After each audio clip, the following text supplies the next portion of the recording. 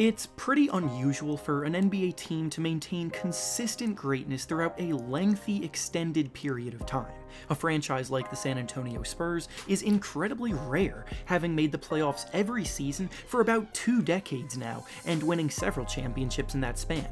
So when your team is on top, you really have to cherish that time, because you never know when it's going to start going downhill.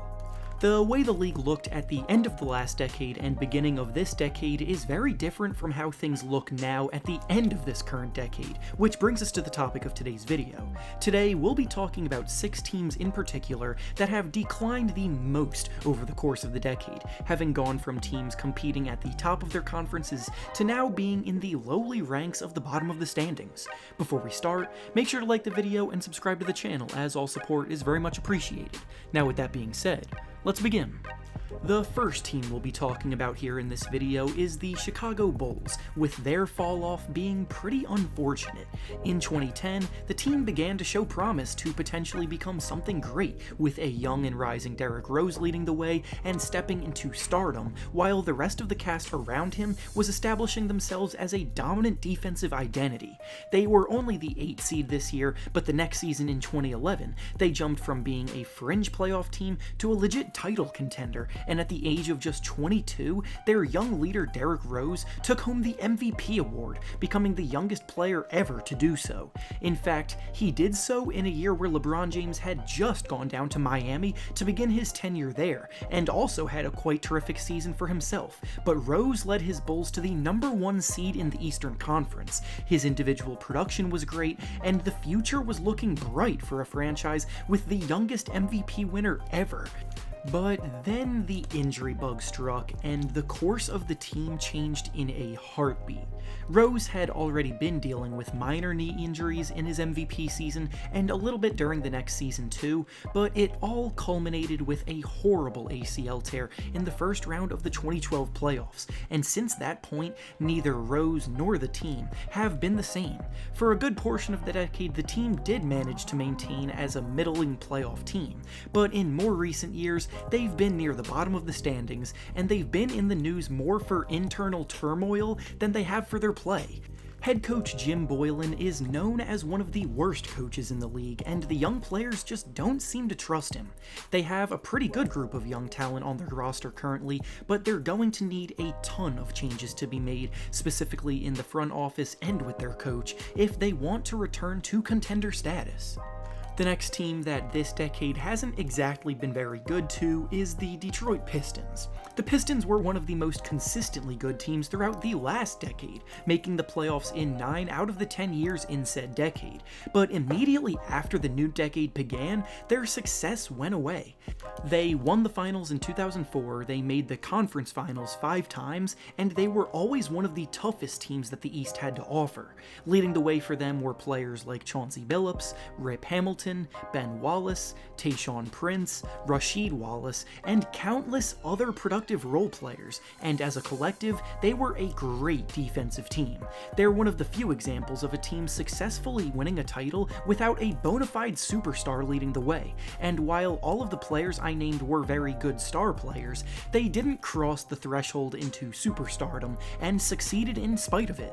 Fast forward to this decade now, and the team's level of success is essentially the exact opposite, having missed the playoffs in 9 of the last 11 years, and the 2 years they did make the playoffs, they were first-round exits. Since the glory days, it's been a lot of tanking, a lot of rebuilding, and very few actual results. The most ambitious thing they've done to try to build something real came when they traded for Blake Griffin, but Griffin's injury history caught up with him, and his tenure with the team hasn't quite lived up to the hype.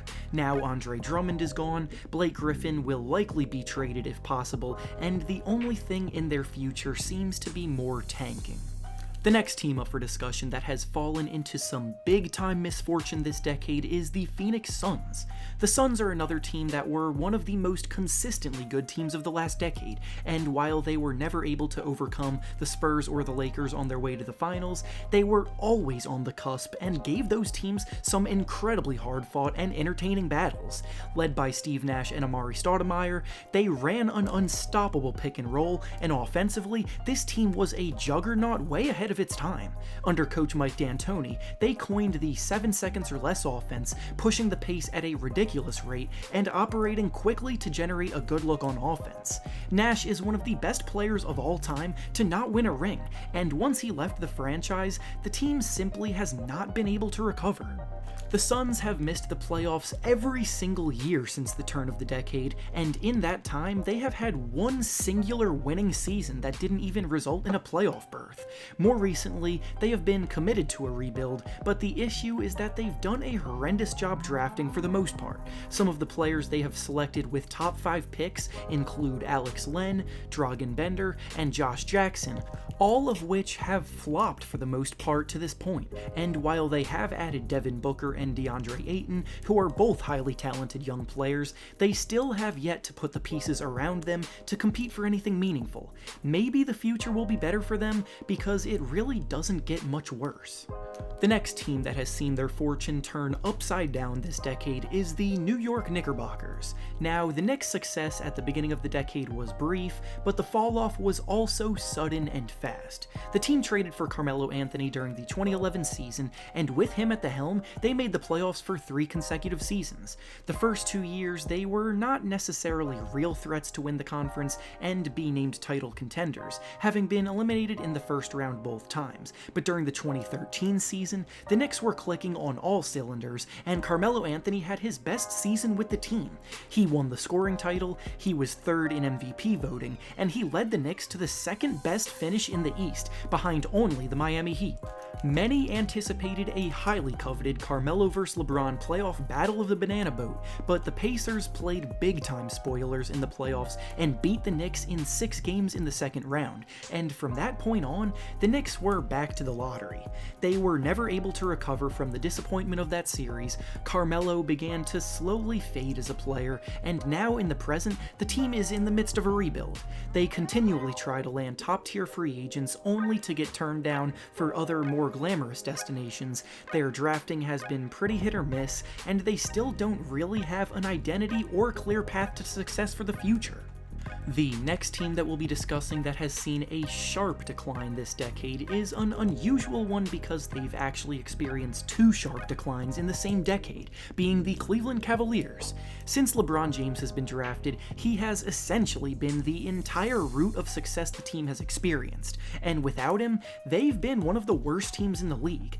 The first case was when, in 2010, LeBron made his move to Miami, and the Cavaliers went from a team consistently making deep playoff runs to a team that had to start from scratch. From 2011 to 2014, the Cavaliers won 19 games, then 21 games, then 24 games, then 33 games, missing the playoffs every year. However, they were redeemed when LeBron returned to the team in 2015, and in 2016, he brought them their first ever championship. Now, back to the present, LeBron has left once again to Los Angeles, and in the 2 years LeBron has been gone, the team has, surprise surprise, returned to the bottom of the standings. They have only managed to win 19 games both last season and this season, and because of that, they find themselves on a list like this, having experienced a major decline twice in the same decade.